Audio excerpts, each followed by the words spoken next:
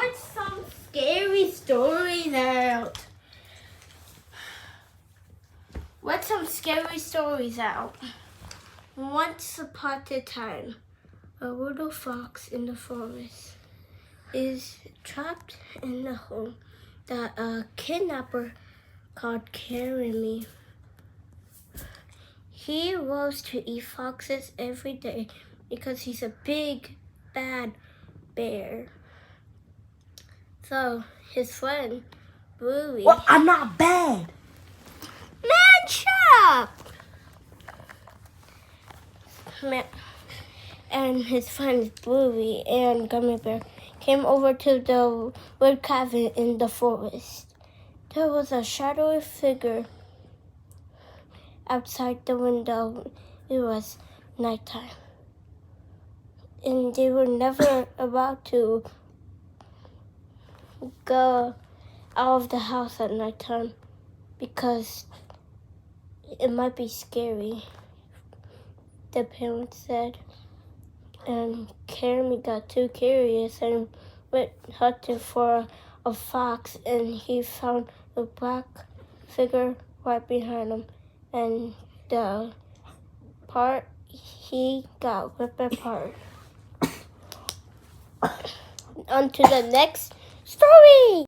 Once upon a time, a named Christian and Jaden were in the forest, and they were curious to go on the river. They had to jump on rocks and... What's the story again? Man, get out of here! Might continue. They had to jump on rocks and tree wood or something to get to the other side. And Christian and Jaden have made it to a cabin with Gummy Bear and Bluey. This is the continue of the other story, by the way. And then they said, do you know where Camry went? And we said, we don't know.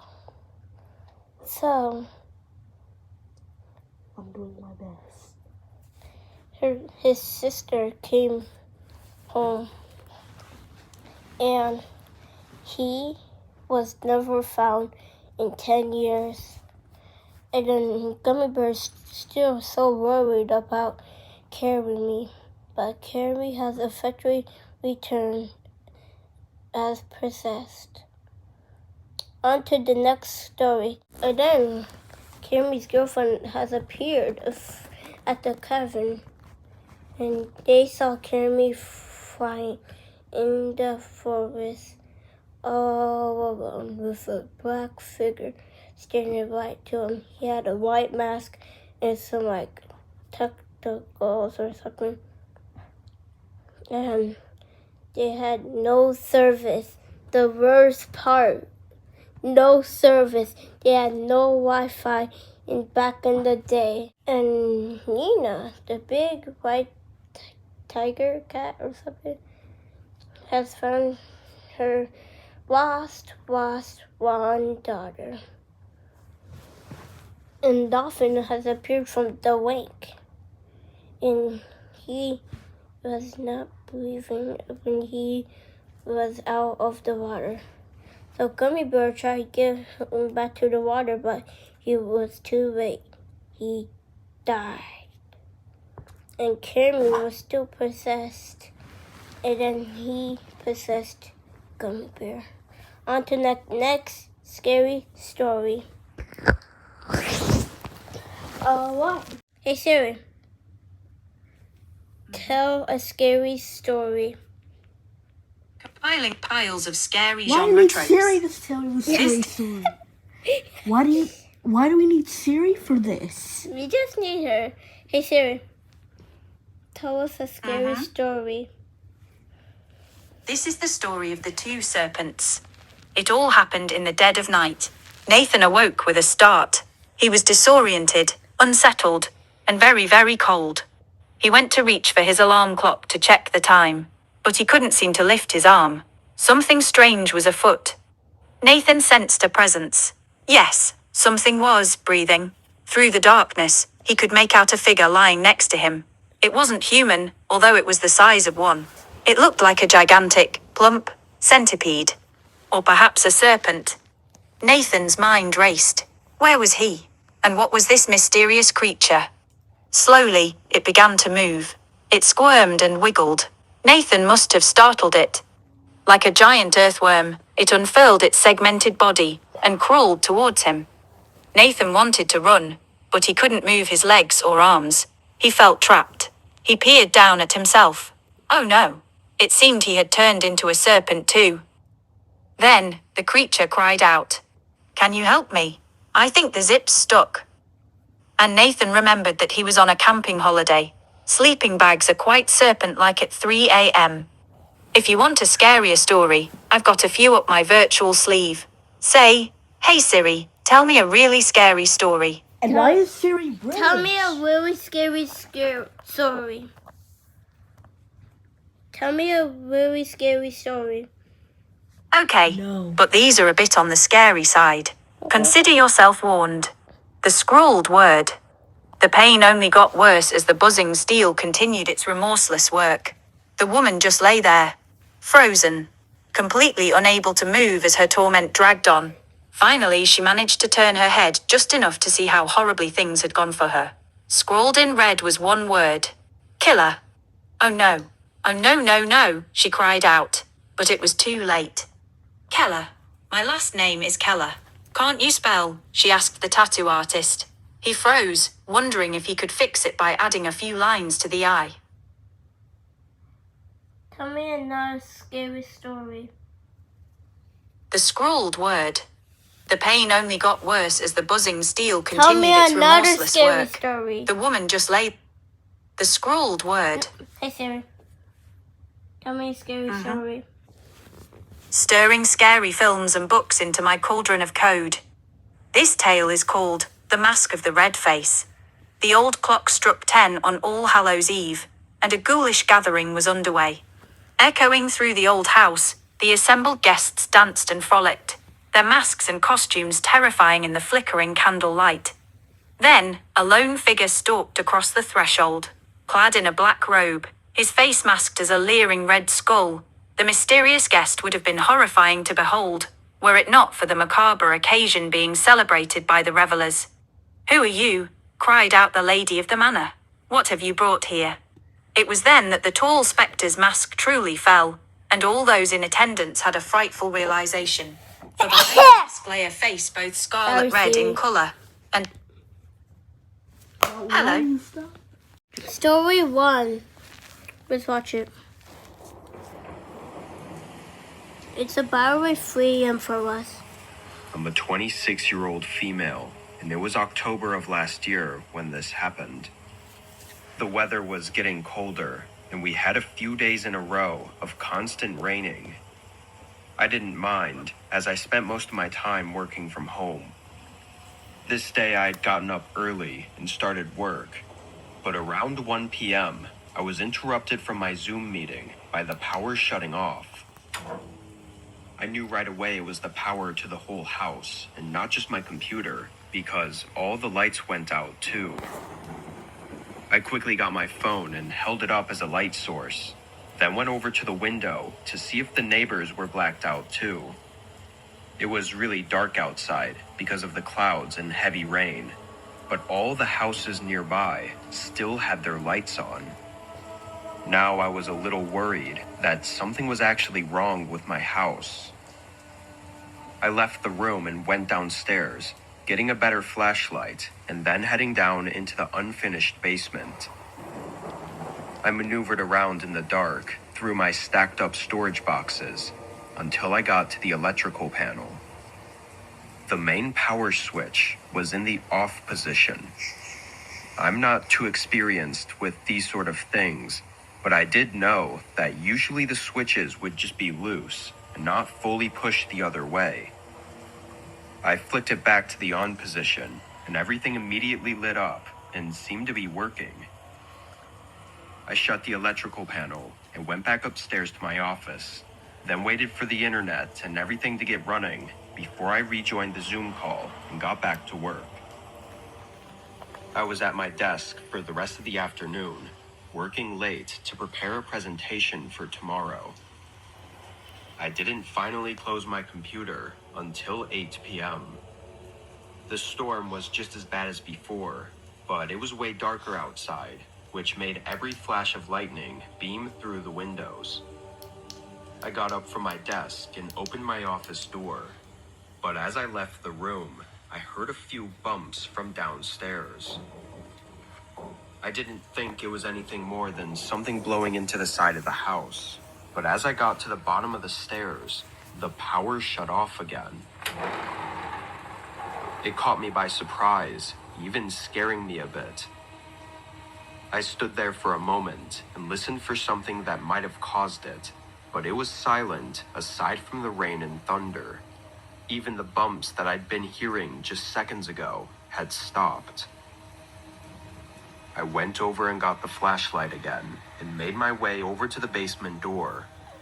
I opened it and walked down to the bottom of the steps. The sound of the storm was way louder than I was expecting, echoing through the room in a way that it wasn't before. I shined the flashlight around and started walking through the boxes toward the electrical panel, but on the floor below it was a puddle of water. I was shocked, but I don't think it really set in yet as to what that meant. I got closer and pointed the light around the floor, seeing more wet areas on the concrete, before my light fell on a few stacked up boxes. Above it, the window well was open and water was flowing down the wall into the basement. Now my heart was racing, and when I approached it, there were muddy shoe prints on top of the boxes, like it had been used as a stool to climb in and out of the window well. I frantically spun around, flashing my light all throughout the basement, terrified that someone was hiding behind the boxes and watching me. Then, in an instant, I sprinted to the stairs and ran up to the first floor. I grabbed my keys and locked myself in my car, then called the police. They arrived 10 minutes later, clearing out the house and not finding anyone. They did confirm, though, that someone had broken in, finding undone screws to the window well. They set it back into place to prevent any more flooding, but after I gave my statement, they basically just said to update them if I had any new information. There was nothing else.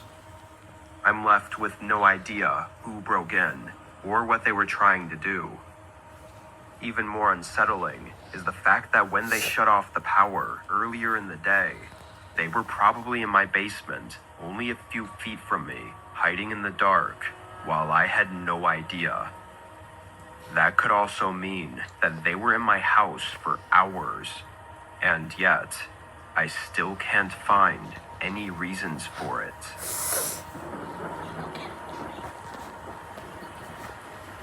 Next story.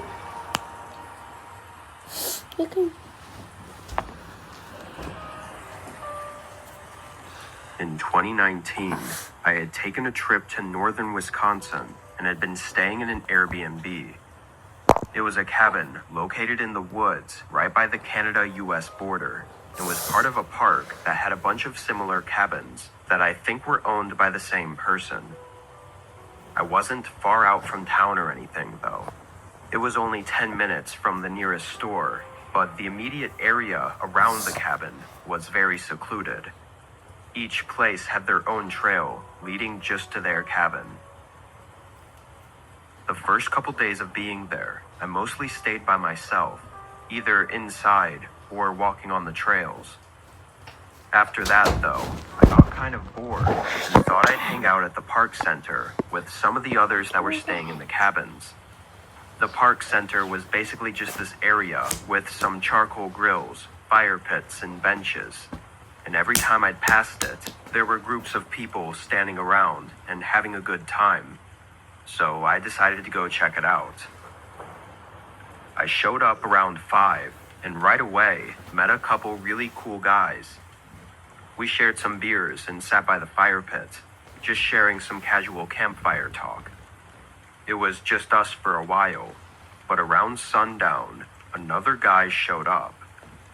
Of course, we offered him some drinks and let him join us by the fire, but I immediately felt something was off about this guy. He wasn't talking that much and didn't look like he was enjoying himself. I mean, this park was for people vacationing at the cabins, so it was just a little strange that he looked so tired and unhappy. It kind of killed the mood for the next couple hours, but I don't think any of us wanted to tell him to leave. Eventually, though, one of the guys left, and then the other, leaving just me and him. I stood up and put out the fire, then said I was going to head back for the night, but that it was nice meeting him. The guy stayed sitting, though, and just looked at me with a tired stare. I turned around and walked away, not saying anything else. While I started walking down the trail, I looked back a few times, catching the man still looking at me. He'd look away as soon as I saw him, acting like he wasn't watching me.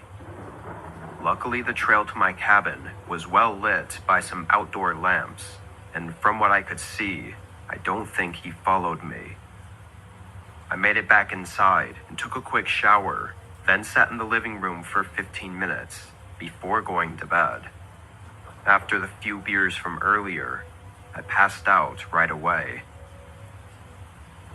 I can't recall what time it was that I woke up because it was all kind of a blur at first, but I remember being confused and rolling over to look at the clock when I saw a man standing in the open doorway to the bedroom.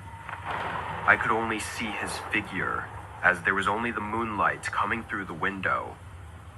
I was absolutely horrified and frozen, staring back at this man. But then he spoke, and I recognized his voice as the guy from the fire pit. "I need to stay here," he said in a broken and harsh voice. I didn't know what he meant, and I tried to ask, but only stuttered out a few syllables before he repeated himself. "I need to stay here." He spoke even more harsh this time, so I quickly replied, saying okay, but still had no clue what was going on or what he even meant. At this point, I thought he was psycho or something, which also meant he was unpredictable. I slowly got up from my bed, careful not to make any sudden moves. Now with my eyes adjusting and being face to face, I could see him more clearly. His tired look from earlier was accentuated, and sweat was dripping from his face. We looked each other in the eyes for a few moments. Then he stepped back into the hallway. He stood with his back against the wall, as if giving me space to leave, but I noticed his left hand was stiffly held to his side, like he was keeping something out of my sight.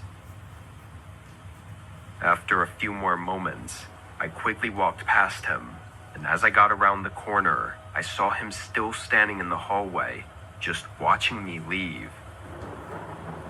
Once I was outside, I ran down the trail, and by chance, a group was at the park center having drinks by a fire pit.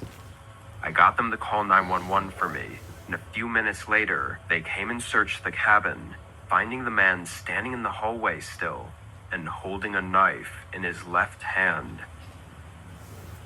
When they got him down to the station, they questioned him, but his answers didn't make sense, and the man seemed really unstable, so it was all counted under insanity. I don't even know what else to really say about what happened, but I'm just thankful that in that moment, something told the man to let me go before anything else happened.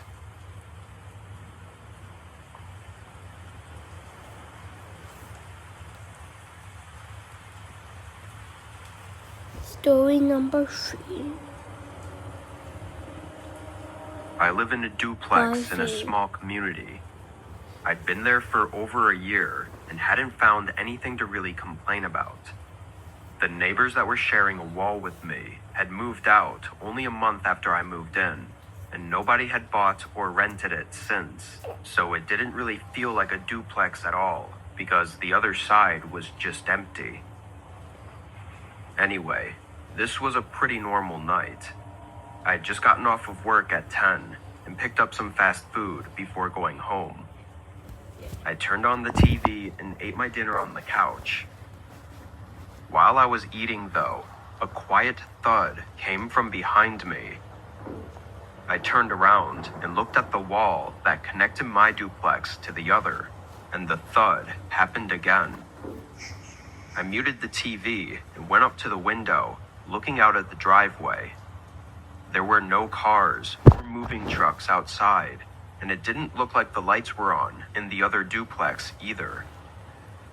I went back to the wall and leaned my ear against it. The sound was very muffled, but I could hear soft footsteps walking around and doors opening and closing. It was like they were inspecting the place or looking for something. Again, that duplex unit had been empty for over a year, and I'd never seen anyone enter or leave it. And it being almost 11 p.m. only made it more unusual. After a few minutes, I knew there wasn't much else to really do, so I went back to the couch and continued watching TV. I stayed up for a while, probably 1 a.m., before getting in bed. As I tossed around and tried to fall asleep, I suddenly heard that same noise. I sat up, looking at the wall, but when the thud sounded again, it was a lot louder.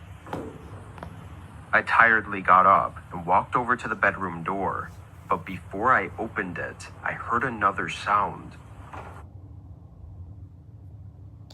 I guess we have to record on because my phone died. Alright, let's continue on our scary story. Once upon a time, there were campers in the forest. And one of them said, "Don't go out of the forest."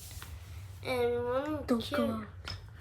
one curious child went out on the forest. Even peeked out the tent.